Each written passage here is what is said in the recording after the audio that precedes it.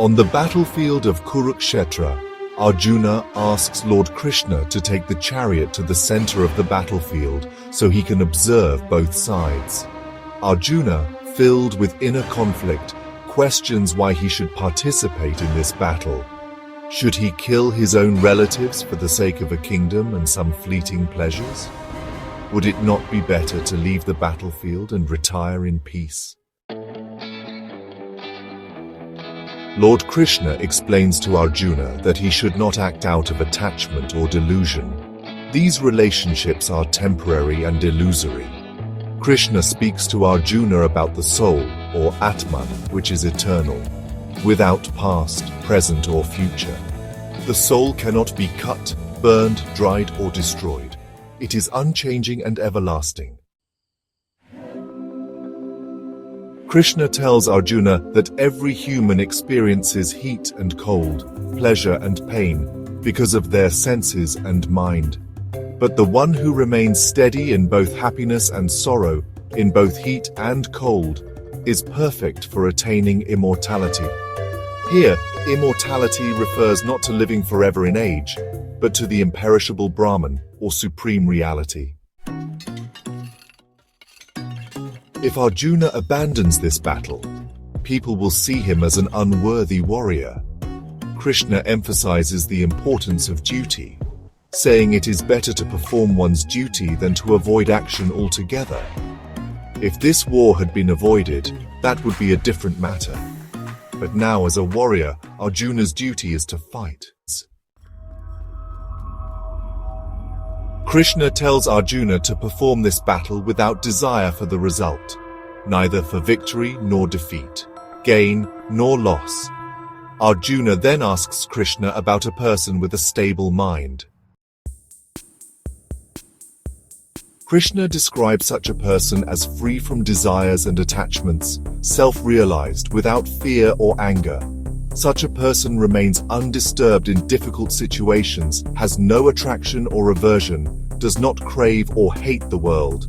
These are the qualities of one with a stable mind. He has his senses under control.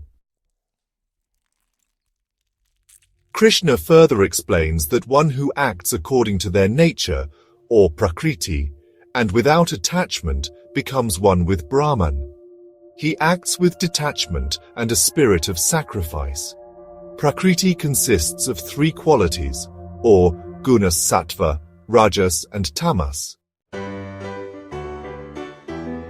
Sattvic actions are selfless and pure. Rajasic actions are done out of desire and attachment. Tamasic actions are performed out of ignorance and delusion. Desire gives birth to these qualities. Krishna says that from time to time, the imperishable Brahman manifests to restore peace, harmony, and order in the world. A liberated person remains untouched by good or bad, joy or sorrow, free from desire and attachment. When one truly unites with Brahman, they transcend life and death and are not reborn. Knowledge alone does not lead to liberation or moksha. It comes through self-mastery and self-control. One who lacks faith in themselves or in this knowledge cannot progress on the spiritual path. So, Arjuna then asks whether the path of action, also known as karma yoga, or the path of renunciation called sannyasa, is actually superior. Lord Krishna responds by saying that, well, both paths ultimately lead to the highest goal. However, karma yoga, the path of action with detachment, is considered the highest of all. There is really no significant difference between the two. One who acts without attachment to the outcome, seeing all as equal, is pure. He has renounced desires and, does not take birth again. A true yogi is, honestly, one who performs actions without desire for results.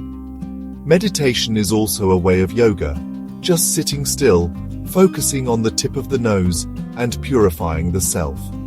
Such a person must practice moderation in all activities. This, of course, requires constant effort. Krishna says that one who realizes the imperishable Brahman becomes free from sorrow. We must focus on self-control to attain liberation, or moksha. Krishna explains that, no matter the path, the goal is union with the divine. You know, the path of devotion is also valid. It involves concentrating on the self and surrendering everything to the Lord. But this path is difficult because it requires detachment from the body from the very beginning. Such a person neither clings to anything nor hates anything. He constantly surrenders his will to the Lord. There are, well, 3 gates to hell: passion, anger, and greed. Once a person frees themselves from these, they move toward the highest goal. We must cultivate the qualities of sacrifice, worship, charity, and penance to reach the supreme goal. Arjuna finally asks Krishna, "What is true renunciation?" Krishna replies that selfless action is true renunciation, the abandonment of selfish actions. This is known as sattvic renunciation. We neither hate unpleasant actions nor cling to pleasant ones. This, Krishna says, is the true path to knowledge. Jai Shri Krishna.